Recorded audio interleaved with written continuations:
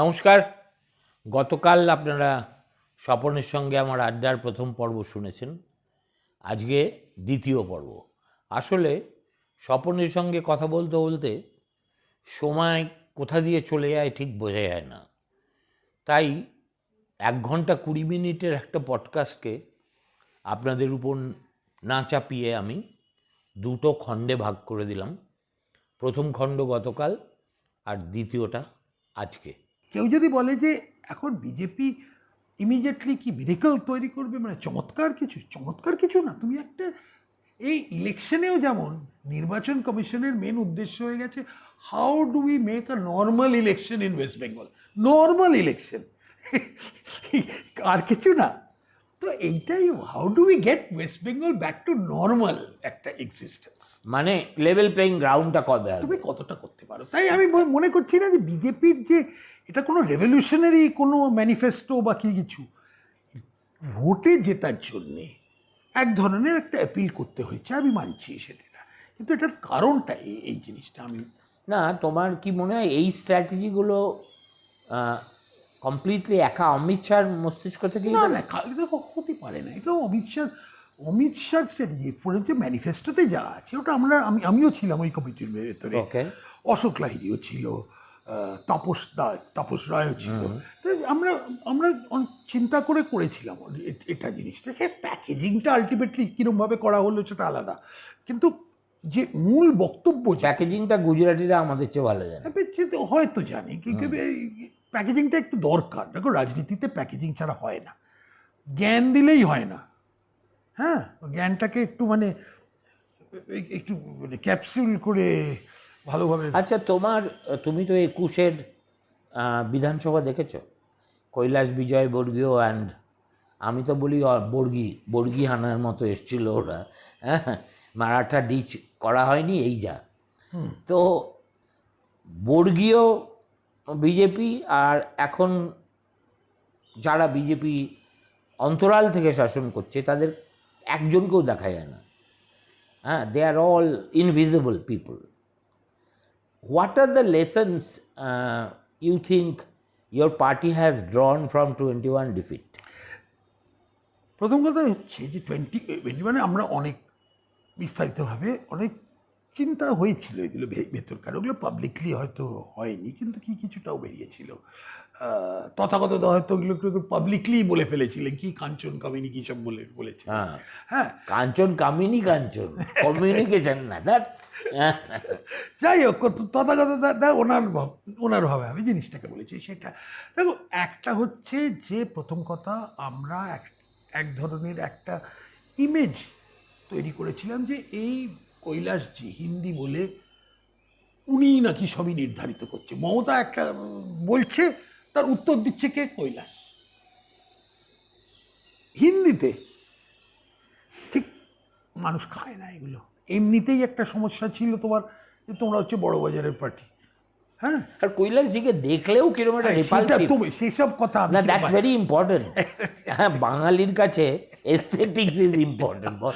তুমি যাই বলো তাই বলো। হ্যাঁ, ঠিক আছে, আমাকে আর কিছু বলতে বলো না। আমি তোমায় এটা বলছি না, আমার প্রশ্নটা হয়। তারপরে দেখো, আমরা লাস্ট মিনিটে তৃণমূল থেকে লোক এলো, আজকে মানে মুনিমুরকির দরে একদম সব দিয়ে দিচ্ছে টিকিট। সেটা আমাদের নিজেদের সমর্থকরাই মুকুল ছিল। মুকুল কতটা তার জন্য রেসপন্সিবল বা ওকে আমি বলছি না। মুকুলের সঙ্গে আমি যতটুকু কাজ করেছি, হি ওয়াজ ভেরি থটফুল ম্যান একদিক থেকে, খুব ভালো পলিটিক্যাল স্ট্র্যাটেজিস্ট। কিন্তু অনেক সময় হয় কি, শর্টকাট করতে চেষ্টা করে, আর এটা শর্টকাটের ব্যাপার হয়েছিল। আর একটা বিজেপির একটা ট্রেডিশন আছে, সেই ট্রেডিশনের সঙ্গে তুমি তৃণমূলের ট্রেডিশনে আমি নিজে ব্যক্তিগত স্তরে যখন কাজ করি, আমি দেখি যে একদম অনেক আকাশ পাতাল তফাৎ। আমার একটু এখনও অনেক আছে যারা তৃণমূল থেকে এসছে, তাদের অ্যাসামশনসগুলো, তাদের মানে কি বলবো, বডি ল্যাঙ্গুয়েজ, তারা কি প্রায়োরিটাইজ করে, সেগুলো আমি পুরোটা ধাতস্থ করতে পারি না। আমি বিজেপির সঙ্গে অনেক দিন যুক্ত থাকার বলে আমার অনেকগুলো আত্মস্থ করে হ্যাঁ, সেগুলো করে নিয়েছি, তাই জন্যে। কিন্তু এই ক্যাটাগরিতে তো শুভেন্দুও পড়ে। দেখো, শুভেন্দুর অ্যাডভান্টেজ আর ডিসঅ্যাডভান্টেজ অনেক, যদি বলতে থাকি, অ্যাডভান্টেজ হচ্ছে প্রচণ্ড এনার্জি এনেছে, লড়াকু নেতা। কিছুটা মমতার থেকে, ওই আগেকার মমতার যে ধরনের এনার্জিটা, সেটা ও শুভেন্দু এনেছে স্পিয়ারে। শুভেন্দু তার উপর আমি মনে করি যে মাঝে মাঝে একটু হিন্দু ব্যাপারটা একটু বেশি বলে ফেলে। অতটা বলা হয়তো দরকার নেই, কিন্তু ঠিক আছে। অতটা হিন্দু মহাসভাও বলতো না ডিউরিং 1946। ইতিহাস সবাই জানে না, তাই সুবিধে তোমাদের, আমাদের সবারই সুবিধে। তো হ্যাঁ, তো ও যে এনার্জিটা আনে, সেটা ইজ ভেরি ভেরি ইম্পর্ট্যান্ট। তো আর আরেকটা জিনিস, ও ইলেকশন লড়ানোটাও একটা খুব মোটামুটি একটা, ওর একটা আন্ডারস্ট্যান্ডিং আছে, সেটা মুকুলের খুব ভালো ছিল। যেমন মুকুলের মতো নেই ওর। না, মুকুলের খুব ভালো ছিল, কিন্তু এখন ব্যাপার হয়ে গেছিল যে বিজেপি পশ্চিমবঙ্গের মধ্যে আমাদের অনেকে ছিল যারা খুব কমিটমেন্ট ছিল, তাদের মানে পুরোপুরি মানে পার্টিটাকে খুব ভালোবাসতো, দুর্দিনে একদম একলা ঝান্ডা নিয়ে লড়ে গেছে, সিপিএমের কাছ থেকে মার খেয়েছে এটসেট্রা। কিন্তু ইলেকশন জেতার যে একটা মানসিকতা, সেটা অনেকের ছিল না। কিছুটা শুভেন্দু, মুকুল আর শুভেন্দু দুজনেই ওটা একটু এনেছে। তো ওই কন্ট্রিবিউশনগুলো আমি, and also Tapas is a good. Tapas is a very sober person. Tapas da is like an old Congress. আমার একটা নিজের ব্যক্তিগত স্তরে আমার একটা পুরনো মানে আদি কংগ্রেসের একটা ঐতিহ্য, ট্রেডিশন, সেটা আমি খুব সম্মান করি। হ্যাঁ, আর আমার কীরকম তাপসদার সঙ্গে যখনই এই কথাটা হয়, তখনই আমার কীরকম মনে হয় যে this is what the old Congress tradition, at least in Bengal. মানে বাংলায় যতটুকু জানতাম সেটা আছে। মানুদা একটু অন্যরকম, মানুদার কিছুটা ছিল তার মধ্যে। মানুদা হ্যাড ব্রিলিয়েন্স, মানে আমি কোনো,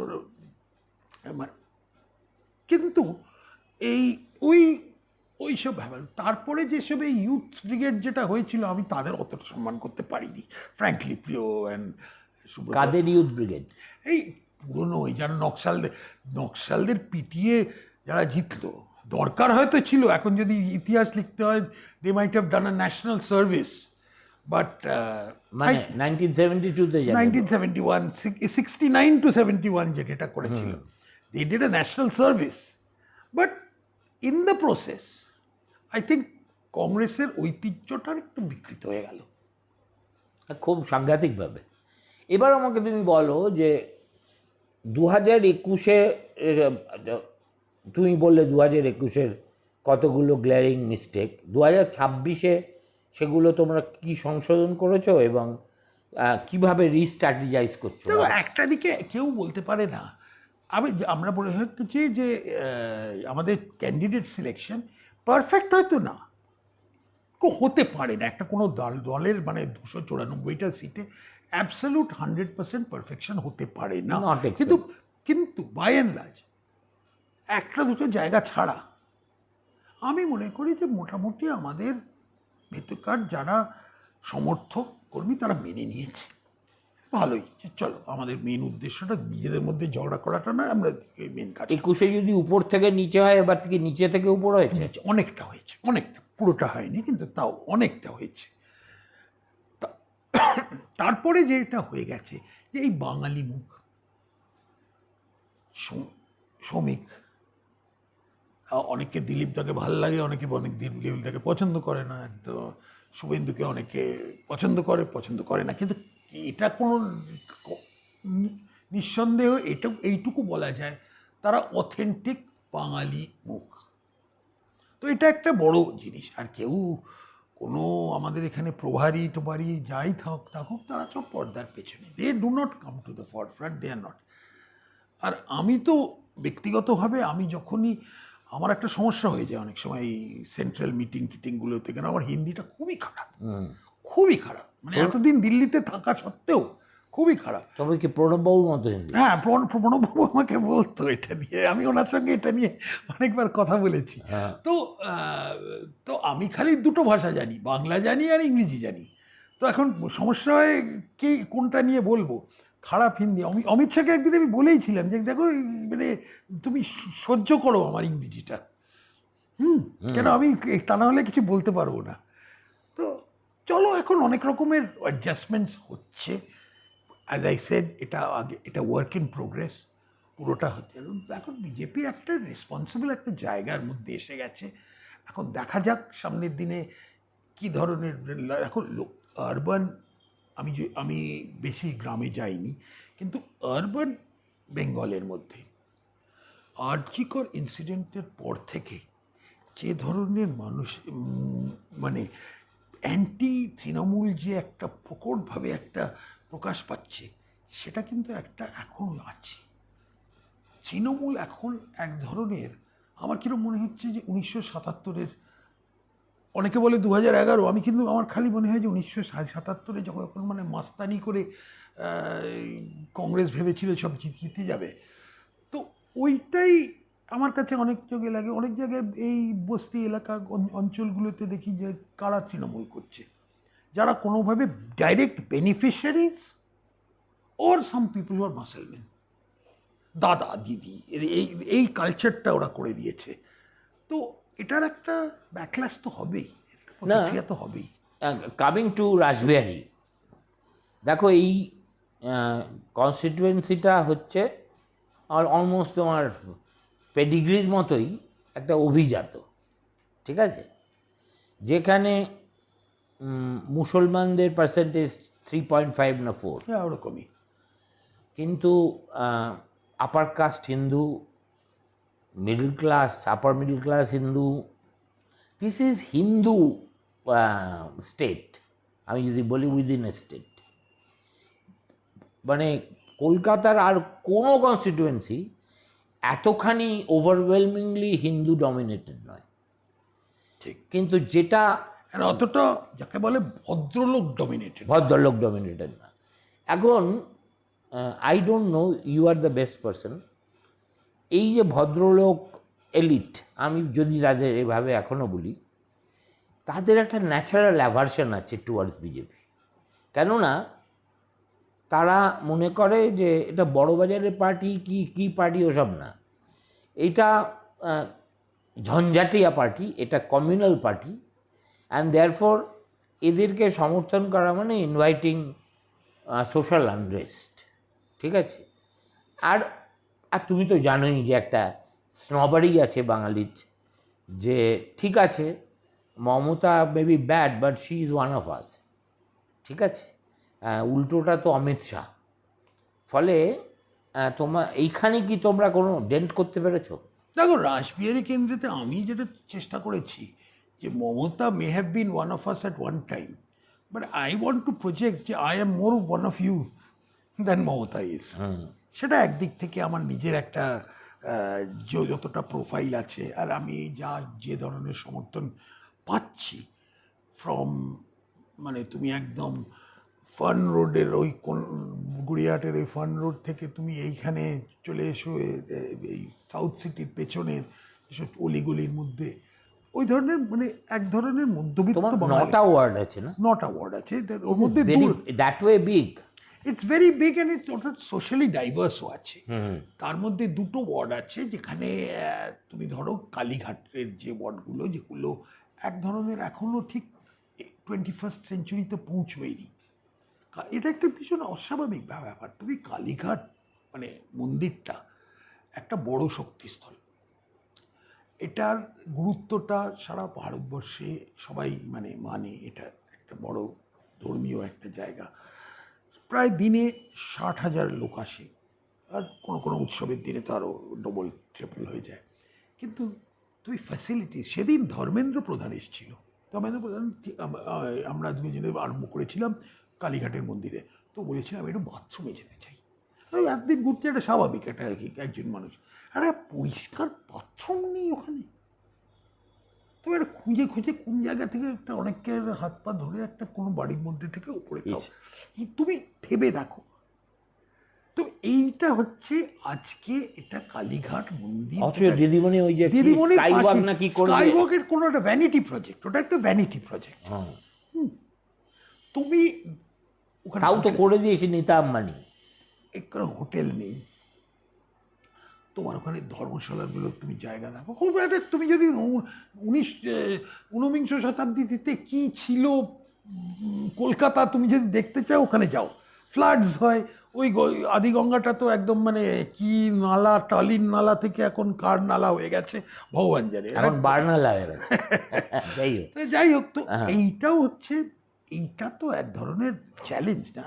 তুমি এটাও আছে তোমার কালীঘাটের ওই ধরনের প্রিমিটিভ একটা টেম্পল টাউন, ব্ল্যাক টাউন বলতো যে ইংরেজরা, ওইটা একটা। তারপরে তুমি হিন্দুস্তান রোডে যাও, ক্যাফে ডিস্ট্রিক্ট, ওটা পুরো পোটেনশিয়াল আমরা এক্সপ্লয়েট করতে পারছি না, আরও করা উচিত। আরে পুরোনো বাড়িগুলো তো এক ধ্বংস হয়নি, ওই আগলি প্রমোটার বিল্ডিংস হয়নি, যেগুলোর জন্য এখন একটা ইউনিট অ্যাপ্রোচ। জানো, আমি যেটা মনে করি ওয়েস্ট বেঙ্গলে যে সবাই খালি বলে পোটেনশিয়াল পোটেনশিয়াল, সবাই যে পোটেনশিয়ালটাকে রিয়েলাইজ করবে কবে? এক্স্যাক্টলি। স্টিফেন স্পেন্ডার একদিন লিখেছিল যে those who the gods wish to destroy they first call promising.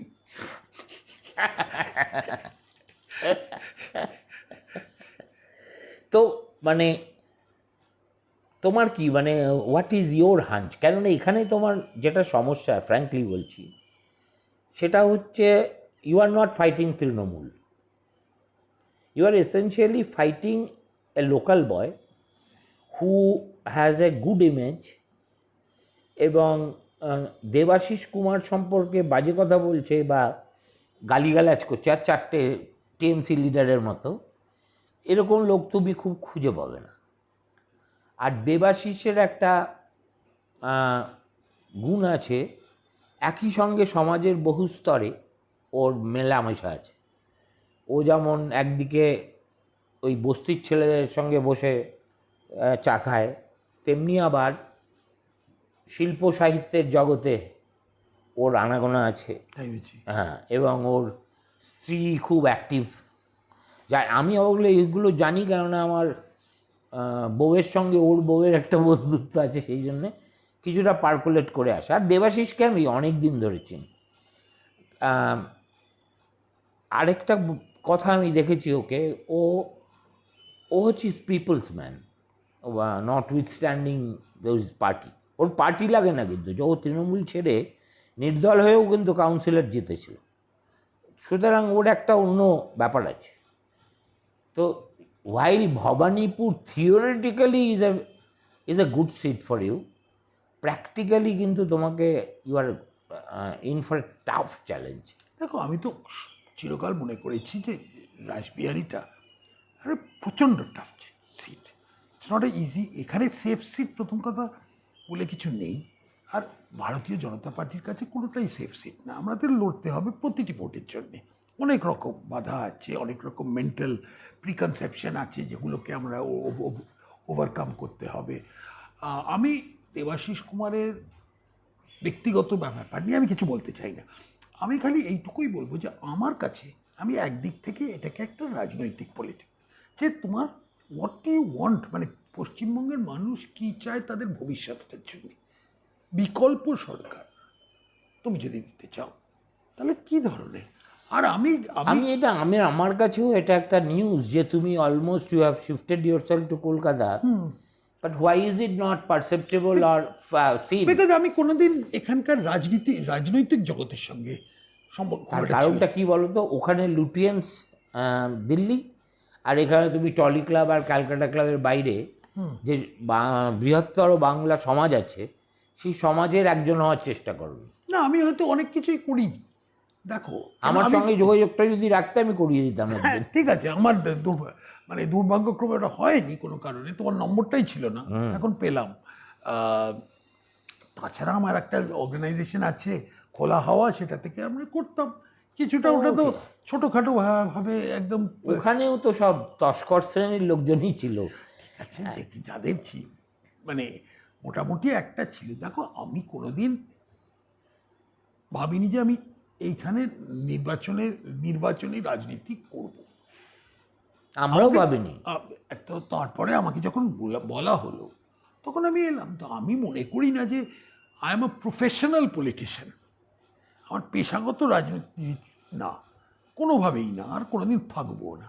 কিন্তু একটা যখন দায়িত্ব দেওয়া হয়েছে, সে দায়িত্বটা পালন করতে হবে। আর এই দায়িত্বতে যদি আমি জিতি, তাহলে আমার হচ্ছে 24/7 অ্যাভেলেবিলিটি থাকতেই হবে।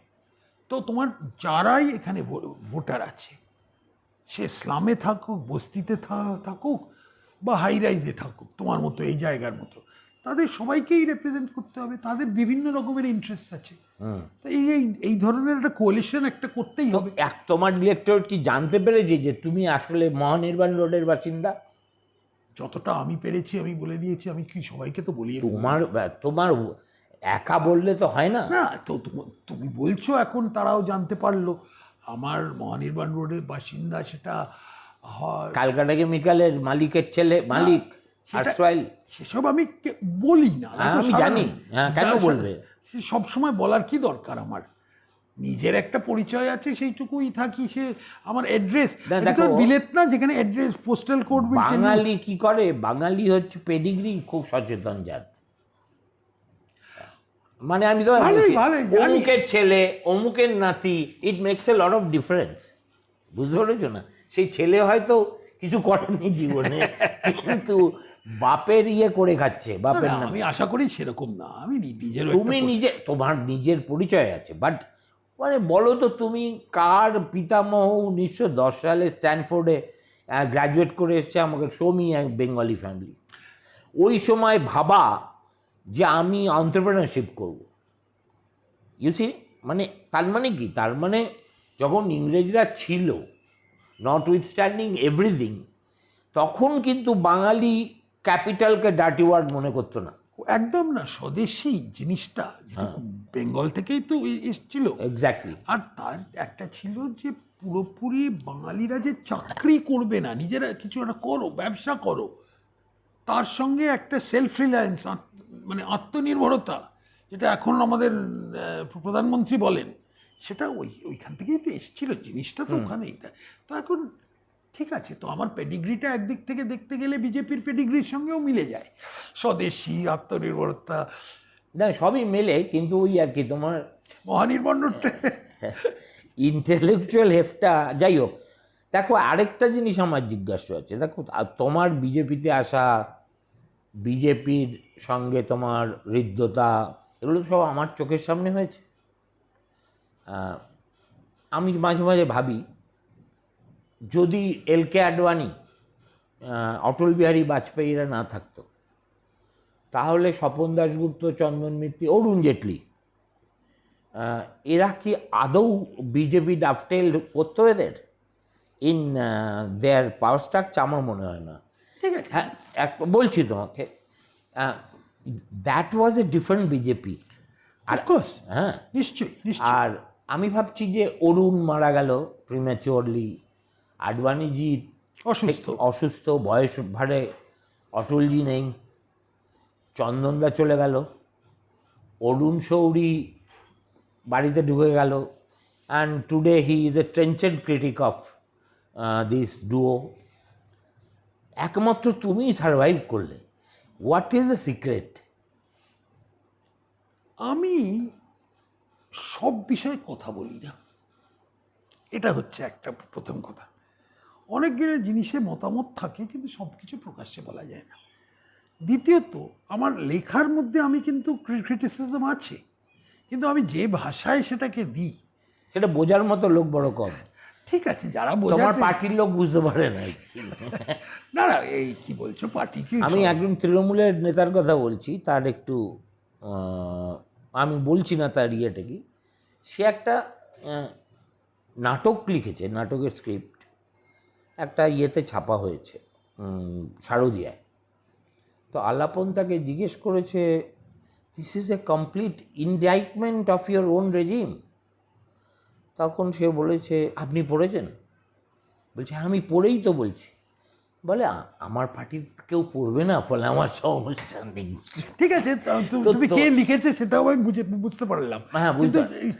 সুতরাং তোমারও তো একই সমস্যা বা একই লাভ। এটা সমস্যা কিনা জানি না। আমি আমার how different is Modi's BJP from the BJP that you grow up with? অনেকটা তফাৎ। মোদিজির সঙ্গে, নরেন্দ্র মোদির সঙ্গে একটা ব্যক্তিগত সম্পর্ক আছে আমার, ওই মানে আডবাণীজির দৌলতে অমিত শাহর সঙ্গে একটা আছে, তো তাদের সঙ্গে আমার একটা ব্যক্তিগত সম্পর্ক, তাই জন্য আমি তো আর সবসময় গ্রাউন্ড লেভেলে মণ্ডল সভাপতি কে কী করতে হচ্ছে সেইগুলো নিয়ে আমি তো অত ওভারঅল একটা সহমত আমি সব এই বিষয়ে। ছোটোখাটো ব্যাপারে এত আমার একটা অন্য ভিন্ন মত হতে পারে, সেটা কি এত বড় মানে পার্সপেক্টিভে দেখতে গেলে is it that important that I must become a dissident? It's not. কিন্তু আমার একটা জিনিস মনে হয়, you may not agree, you may agree, সেটা হচ্ছে কোথাও একটা বিজেপি যেভাবে অপারেট করে, it reminds me of almost Stalinist এরার কেজিবি। কেন? কেন বলছি? যে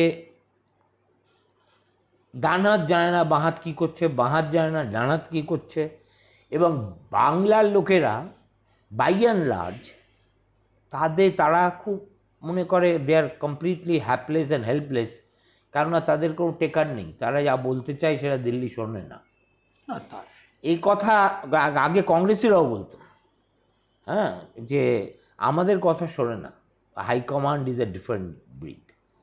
এটা হচ্ছে এক। আর 2 নম্বর, স্ট্র্যাটেজি ওয়াইজ আমার মনে হয় যে এই যে বিজেপির ধারণা ওয়ান সাইজ ফিটস অল, বাংলাতে যদি কালকে ডিক্লেয়ার করে দেয় না Swapan Dasgupta is our candidate for chief ministership, তুমি ইলেকশনটা জিতে যাবে, দৌড়ে দৌড়ে জিতে যাবে, কেমন আমি লিখে দিচ্ছি তোমার।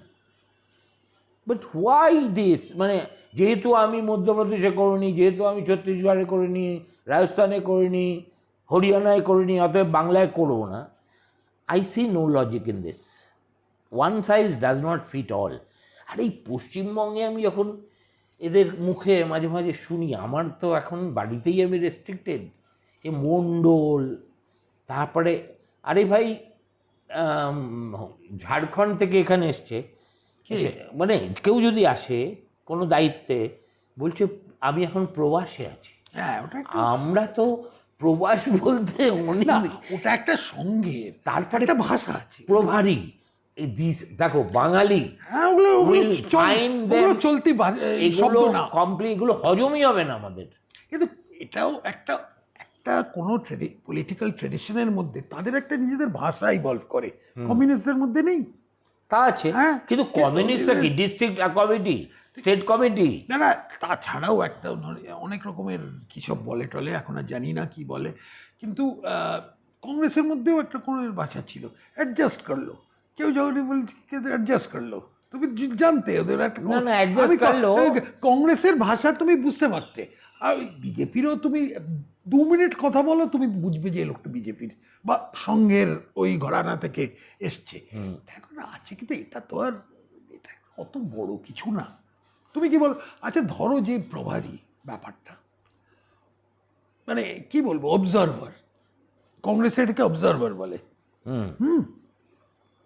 ব্যাপারটা একই, এরা একটু হিন্দি শব্দ, একটু মানে শুদ্ধ সংস্কৃত শব্দ ব্যবহার করতে ভালোবাসে। সবাই বোঝে কি বোঝে না জানি না, কিন্তু মোটামুটি চলে যায়। বাঙালিদের কাছে এগুলো গ্রিক, সব বাঙালিদের কাছে কিছুই না। দেখো, বাঙালি অনেক রকমের বাঙালি আছে, সেটা ঠিক, সেটা তোমার মতো বাঙালি আছে। হ্যাঁ, তুমি প্রেসিডেন্সি কলেজে পড়েছো, তুমি একটু আনন্দবাজারের কালচারটাকে ইমবাইব করেছো, সেগুলো একটা হচ্ছে। আরেক রকম বাঙালি আছে, ওই মানে ওই একটা ওই আপনজন সিনেমাতে ওই ছেনো মাস্তানের টাইপ, সেরকম বাঙালিও আছে। আপনজনের কথা মনে আছে তোমার? কেন মনে থাকবে না? স্বরূপ দত্ত, হ্যাঁ, আর সমিত ভঞ্জ, আমাদের তখন একটা কাল্ট ফিল্ম, ওটা ছিল একটা কাল্ট ফিল্ম এক ধরনের। কিন্তু ওই ব্যাপারগুলো তো এখনো চলে। এখন আর অত দরকার হয় না, মানে বাড়িতে। আমার এই কদিন আগে এখানে গোল পার্কে একটা বোমাবুমি হলো, ওকে একটু মানে একটু থতমত খেয়ে গেছে। গোল পার্কের মতো রামকৃষ্ণ মিশন আছে, এইসব আছে, অভিজাত এরিয়া। ওই পাপু সোনা না, সোনা পাপ্পুর কি কেন পোদ্দার না কি নাম, একজন ভদ্রলোক, ব্যক্তিগতভাবে চিনি না, বাড়িটা দেখেছি ওর। তো সোনা পাপ্পু সে একটা ফ্যাক্টর হবে? আমাদের এরিয়াতে, সেটা সেই ধরনের বাংলাও আছে। সেটা শুধু ফ্যাক্টর না, মানে সে একটা খুব ইম্পর্টেন্ট ফ্যাক্টর। দেখো, আমি যতদূর জানি অনেক মানে অনেকে বলে যে এরা এমএলএজ আর কন্ট্রোল বাই সোনা পাপ্পু।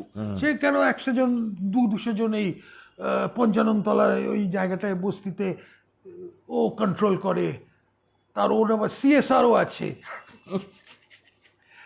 তো না, বাংলা এখন অনেক রকমের দেখো, বাংলা হয়েছে, কিন্তু আসল কথা দেখ, বাংলা এখন ওই কি একটা আছে বেদের মেয়ে জ্যোৎস্না। বেদের মেয়ে জ্যোৎস্না, আমাকে সবাই বলে ওই আজকাল সব বেদের মেয়ে জ্যোৎস্না ব্যাপার হয়ে গেছে।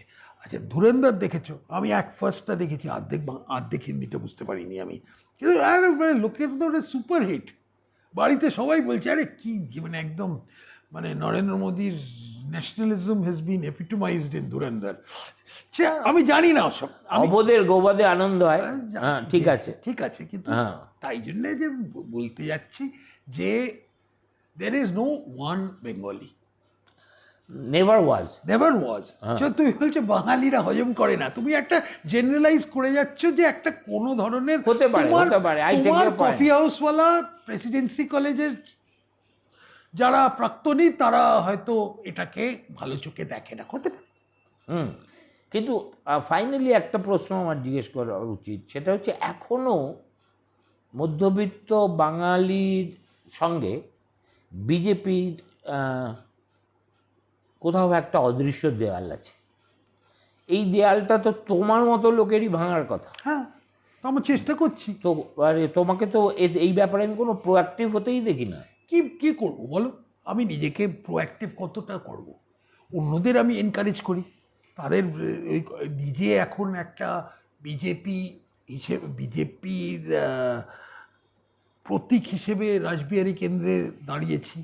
তাছাড়া আমাদের অনেকে আছে, শ্রমিক টমিক, তারাও করে যাচ্ছে তাদের সাধ্য মতো, সবাই করছে। প্রশ্ন হচ্ছে বাঙালি মধ্যবিত্তের কাছে পৌঁছতে গেলে শিল্প, সাহিত্য, গানটা আমি পারবো না। তোমায় পারতে হবে না, তোমাকে কিছুই পারতে হবে না। নাটক, তোমাদের ইউ শুড হ্যাভ ইউনিটস, হ্যাঁ, যেটা তোমার আত্মীকরণকে হেল্প করবে। লেফট আইপিটিএ ছাড়া লেফটও তো তুমি আমাকে বলো না। এখন লেফটের খুব ভালো লেফটের কালচার আছে, লেফটের সংগঠন আছে, কিন্তু লেফটের জনসমর্থন নেই। না, সেটাও একটু ভেবে দেখো। মানে এসইউসিআই এর রেজিমেন্টেশন আছে, এসইউসিআই কে পৌঁছানো না, আমি তার মধ্যে ঢুকছি না, কিন্তু এক সময় তো এই জিনিসগুলো মানে ল্যাটারালি হেল্প করে। আমি মনে করি করে। কালচারাল ফ্রন্টে কালচারাল পলিটিক্স খুবই গুরুত্বপূর্ণ, আর বাংলায় বিশেষ করে গুরুত্বপূর্ণ। বিজেপি এটার উপর অতটা ইম্পর্টেন্স গুরুত্ব দেয়নি, সেটা ঠিকই। তুমি যে কথাগুলো, তোমার যে ক্রিটিসিজমগুলো যে আমাদের কি কি কমতি আছে, সেগুলো সবই relevant, all of them are relevant. কিন্তু আই স্টিল বিলিভ যে এখন Paschimbanga needs a national party. আমি তোমায় বলছি, এই যে বন্দে মাতারমটা তোমরা ওপেন আপ করে দিলে, আই হ্যাভ নো প্রবলেম, ঠিক আছে।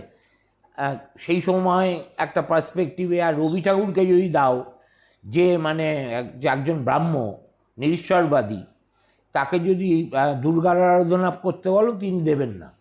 এটা তো কমন সেন্স, ঠিক আছে। এর মধ্যে কংগ্রেসের অভিসন্ধি, অমুকের এসব খোঁজার কোনো মানেই নেই। If Nehru chose to gave it to Rajendra Prasad পারলে আরও দু প্যারাগ্রাফ ওর সঙ্গে জুড়ে দিতেন। হ্যাঁ, ঠিক, মানে যার যেরকম ডিসপোজিশন। কিন্তু এই গানটা বিজেপির তরফ থেকে বাংলায় আদৌ গাওয়া হয় বলে আমি আজ পর্যন্ত শুনিনি। অথচ দুর্গার আবাহন, কেমন অমুক শরীরে তুমি মা শক্তি, অমুক, দিস ইজ বেঙ্গলি। আরে আমি তো দেখো, বন্দে মাতরম আফটার অল বেঙ্গলে একটা এক্সেপশনাল একটা গুরুত্বপূর্ণ নিশ্চয় ছিল। এখনো আনন্দবাজারের ওই হেডিকে দেখবে বন্দে মাতরম।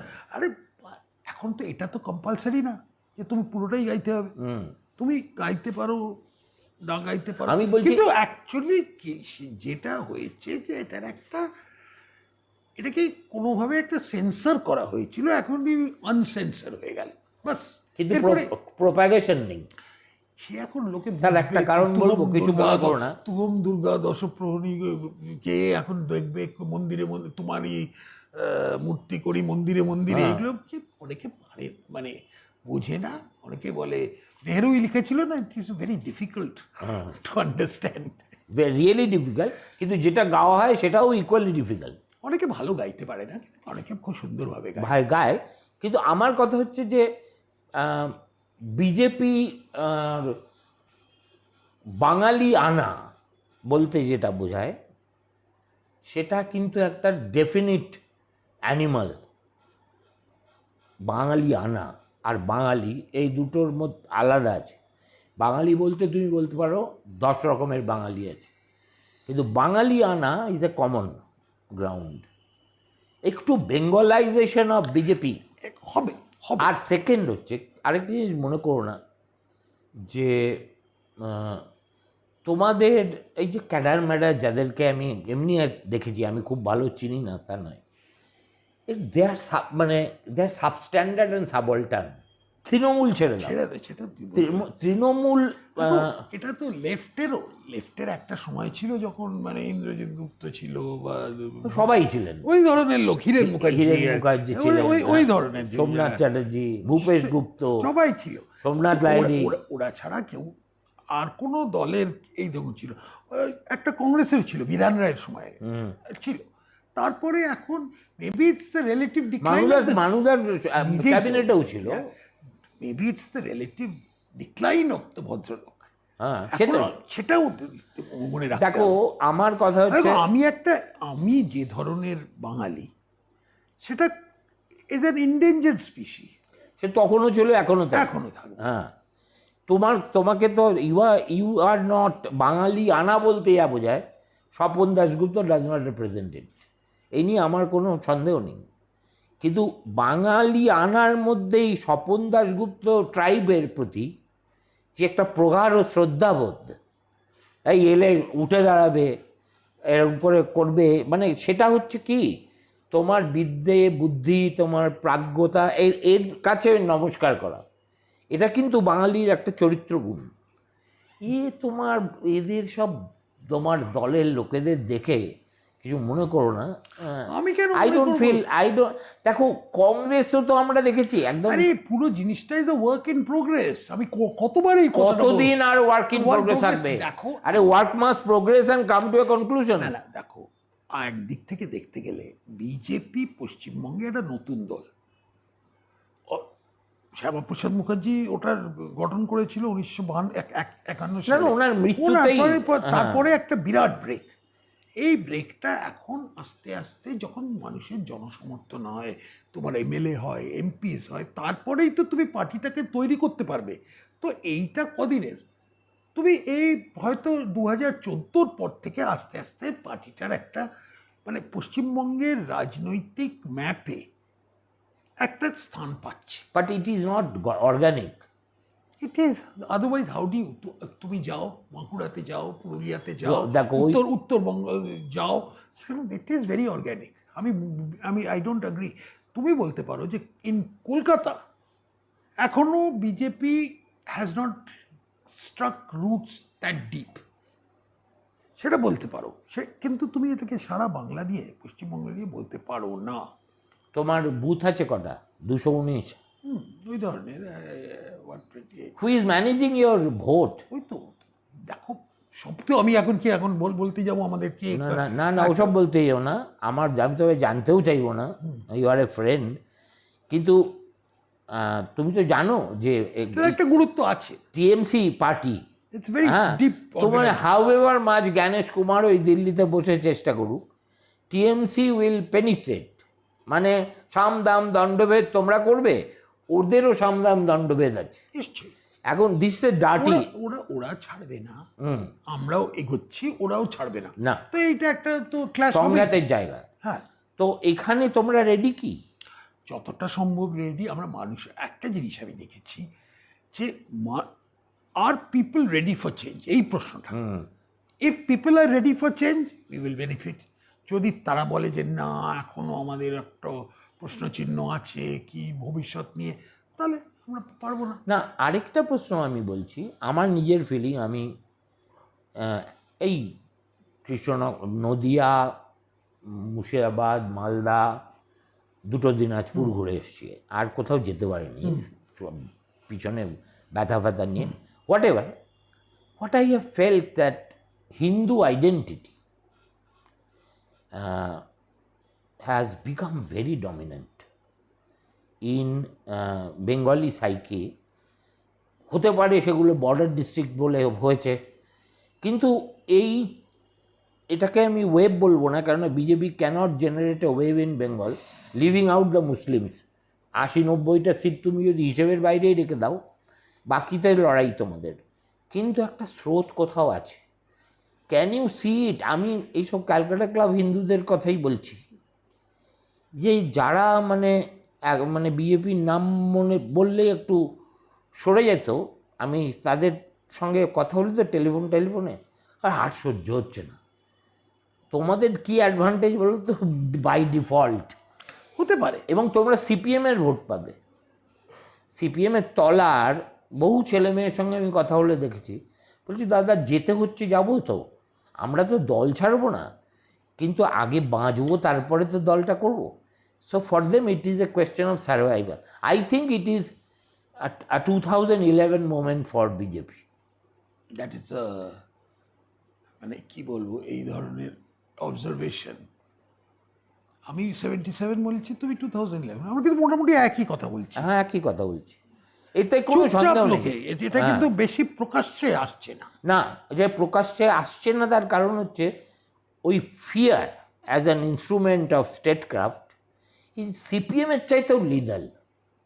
নইলে কল্পনা করো একটা হাউসিং সোসাইটির কমিউনিটি হল, যারা মেম্বার তাদের কেউ সাহস পাচ্ছে না টু বুক, কাল কোথায় বাস করছি আমরা?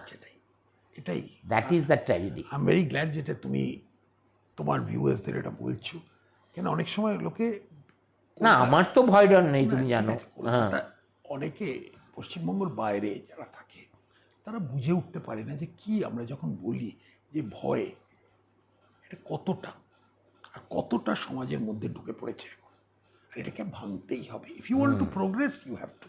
না না, কোনো সন্দেহ নেই। Okay, thank you.